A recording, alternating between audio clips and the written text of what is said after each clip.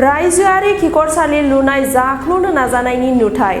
नंगौ, बे नुथाया उदालगुरि जिल्ला बिटिसिनि 38 नं भैरबकुन्द ब्याबनि सिङाव थानाय भरला बिसिडिसिनि माजुलि ग्रेन्ड गामियाव रायजोआरि खिखरसालि लुनाय नुथाय।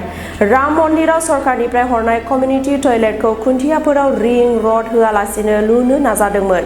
समाज बिजोङाव गोसारनाय लोगो लोगोनो ठिकादारआ मिस्ट्रि थिनहरनानै नांगौबादि जखानि हाखर जावनानै गोदानै रड रिं फोनांजाबहोनानै बानायफिननो लानायखौ नुनो मोन्दों। मख'नो गोनांदि सरकारनिफ्राय मन्दिर, मस्जिद आरो गिर्जाफोराव रायजो राजाफोरनो हरनाय कमिउनिटि टयलेट आरो बायदि बायदि बिथांखिफोरखौ बेबादि जाख्ल'नायनि थांखिखौ मावोब्ला माबादि मोजां खामानि जागोन।